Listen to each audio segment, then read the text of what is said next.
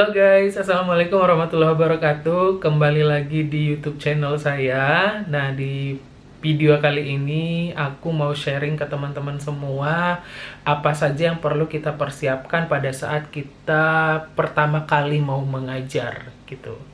Eh, ini sengaja saya ambil topik ini karena saya ingin berbagi kepada teman-teman semua. Pada saat kita pertama kali mengajar itu ada hal-hal yang perlu kita persiapkan. Jangan sampai teman-teman merasakan pada saat pertama kali ngajar itu merasa kita tidak bisa, atau bahkan merasa kita tidak kelasnya tidak asik atau tidak disukai mahasiswa gitu kan.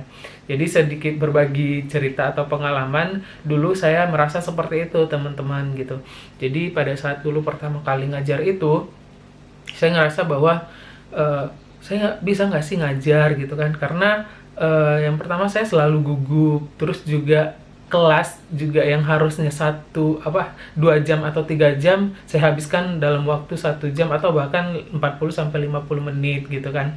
Terus pada saat menyampaikan materi pun saya bertanya-tanya, anak-anak ngerti nggak sih apa yang saya sampaikan gitu. Jadi dulu intinya saya tuh bertanya pada diri sendiri, bisa nggak sih saya ngajar, karena pada dasarnya kan saya memang nggak ada basic ngajar ya. Basic mengajar tuh nggak ada dari dulu, saya bukan S1 kependidikan gitu. Dan juga pada saat S2 pun kita hanya belajar materi-materi ataupun teori-teori yang kita pelajari di S1 dan diperdalam di S2 gitu kan. Jadi kita tidak ada yang namanya belajar menyentuh materi-materi terkait bagaimana cara mengajar yang baik gitu kan. Nah, sementara pada saat kita selesai S2, kita kan tidak jauh-jauh akan menjadi seorang dosen ataupun tenaga pengajar gitu kan. Jadi saya pikir tidak cuma saya ya yang merasakan hal seperti itu. Mungkin teman-teman juga semuanya merasa bertanya-tanya gitu kan dalam diri sendiri, bisa nggak sih saya ngajar, kan dulu nggak pernah ngajar gitu kan, tiba-tiba saya keterima jadi tenaga pengajar, dan apa nih yang harus dipersiapkan gitu kan agar performa kita pada saat mengajar nanti bisa baik, diterima oleh mahasiswa, kelasnya asik, dan kita menjadi dosen ataupun tenaga pengajar yang disenangi gitu. Oke, kita masuk ke tips-tipsnya ataupun hal-hal yang perlu dipersiapkan. Yang pertama di sini adalah teman-teman itu pada saat mau pertama kali ngajar, yang pasti materi-materi yang akan kita ajarkan itu harus kita kuasai ya. Mau nggak mau nih kita bagaimanapun ceritanya, kalaupun kita tidak suka mempelajari kembali materi-materi yang dulu pada saat kita kuliah, mau nggak mau kita harus kembali lagi mempelajarinya gitu. Jadi jangan sampai kita nanti pada saat ngajar kita terlihat tidak menguasai materi gitu kan, tidak menguasai bahan ajar yang telah kita ajarkan gitu.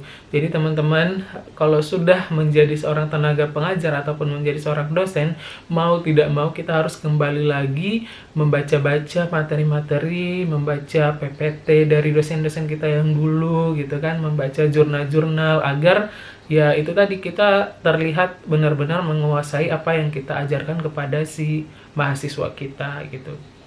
Jadi terus yang kedua, teman-teman juga di sini saya sarankan agar dari sekarang itu mulai mempelajari yang namanya pedagogik gitu. Jadi di pedagogik ini kan kita akan belajar ya bagaimana cara manajemen kelas yang baik, metode pembelajaran yang baik gitu. Terus apa itu hal-hal yang terkait dengan desain pembelajaran, RPS dan lain sebagainya itu. Nah, sebenarnya ya untuk seorang dosen ya, khususnya dosen, itu ada yang namanya kegiatan pekerti ya. Nah, di pekerti ini kita akan diajarkan yaitu tadi manajemen kelas dengan baik, membuat RPS, membuat capaian pembelajaran, mempelajari tentang taksonomi Bloom dan lain sebagainya gitu.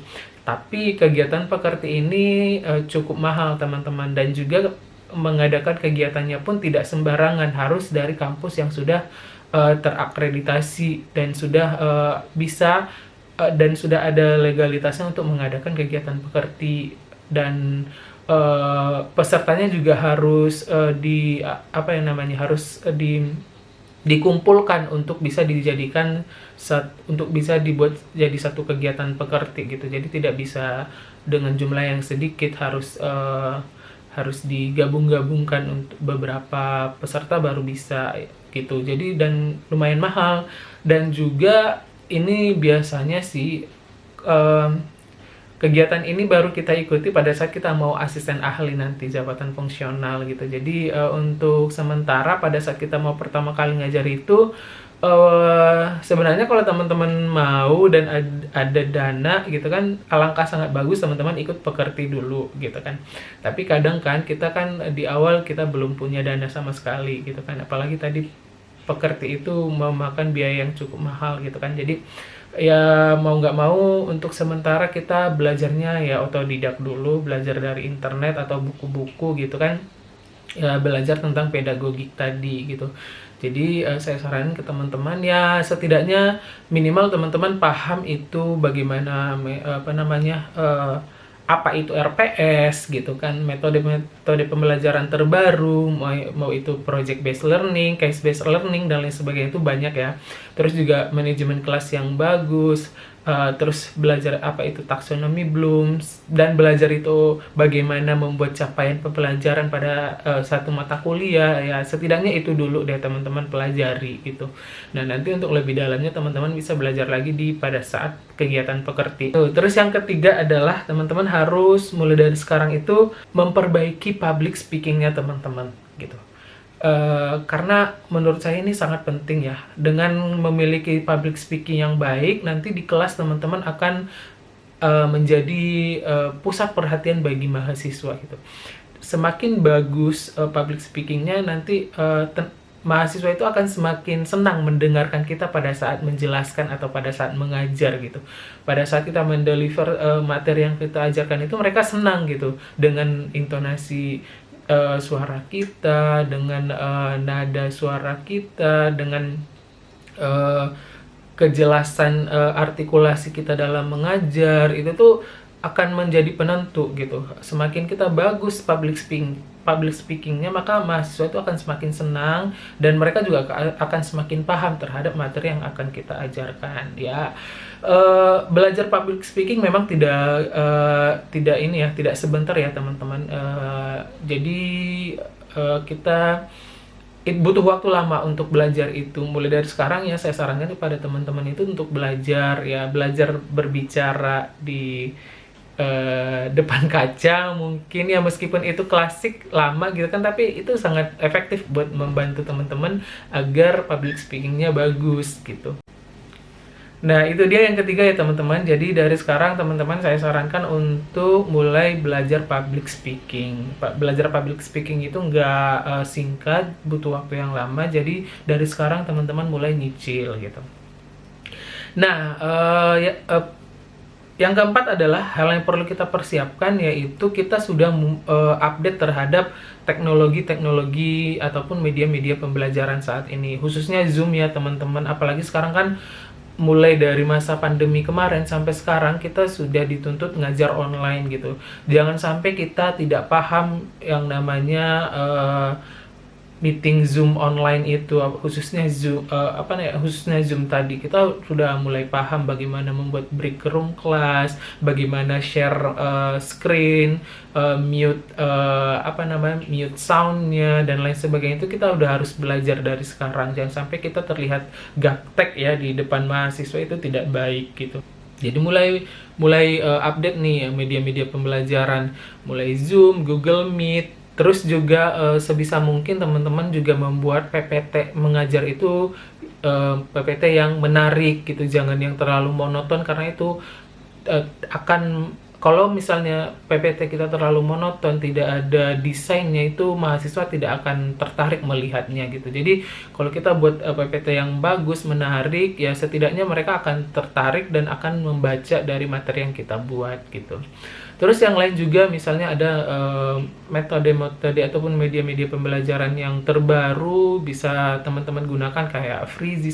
Saya juga terakhir-terakhir menggunakan Freezy ya, yang slide yang bisa di zoom in gitu. Jadi itu juga menarik. Terus juga kayak buat apa sih namanya, belajar tentang Google Form dan lain sebagainya, untuk kuis, untuk UAS, semuanya itu harus teman-teman pelajari dari sekarang. Jadi semakin banyak teman-teman menguasai media pembelajaran ataupun teknologi pembelajaran, itu akan semakin variatif dan akan membuat mahasiswa akan semakin senang dengan kita gitu. Terus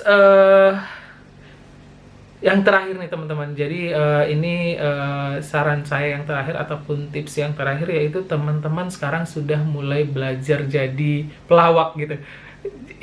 Pelawak dalam arti tidak pelawak yang sesungguhnya ya gitu. Jadi teman-teman itu ngajar sudah ada yang namanya sense of humornya gitu.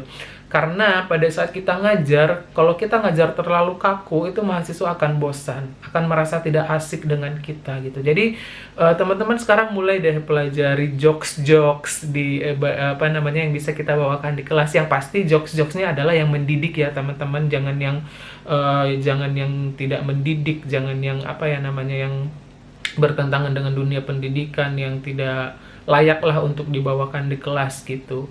Nah, misalnya kalau saya sih jokes-jokesnya di kelas kayak buat pantun gitu kan, buat games-games pada saat kita mengawali pelajaran. Saya juga biasanya buat si update tuh namanya, kayak kita update dulu tentang berita-berita terkini terkait materi itu di awal untuk brainstorming gitu kan. Ya setidaknya kita ke kelas itu tidak ujuk-ujuk membawakan materi, langsung ngajar gitu, itu sangat ngebosenin bagi mahasiswa gitu. Jadi kita ada pembuka dulu, kegiatan pembuka dulu yang bisa mencairkan suasana dulu, baru kita masuk ke materi yang akan kita ajarkan. Dan juga nanti di tengah-tengah kita menjelaskan materi, jangan terlalu fokus terhadap materinya, kita sedikit-sedikit buat apa namanya ya, buat selingan-selingan. Apakah kita membuat sesi diskusi, menanyakan pendapat si mahasiswa, terus juga membuat ya itu tadi jokes-jokes agar tidak terlalu kaku gitu. Jadi sekarang teman-teman udah belajar menjadi pelawak dalam artian pelawak yang tidak sesungguhnya ya gitu. Jadi itu akan sangat membantu kelas teman-teman agar tidak kaku gitu. Nah, jadi itu teman-teman yang bisa saya share kepada teman-teman semua. Semoga bermanfaat. Semoga teman-teman nggak ngerasain apa yang saya rasakan dulu ya, bertanya-tanya apakah layak jadi seorang pengajar atau tidak, atau mahasiswa suka nggak sih dengan kelas kita gitu, merasa senang nggak dengan kita gitu. Jadi tidak ada pertanyaan itu lagi. Kalau teman-teman sudah persiapkan dari sekarang, nanti akan performa teman-teman dalam mengajar nanti akan baik, dan akan disenangi dan disukai oleh mahasiswa. Itu yang bisa saya share kepada teman-teman semua. Sekali lagi semoga bermanfaat, dan tonton terus dan update terus di YouTube channel saya, dan jangan lupa di subscribe. Terima kasih, bye bye.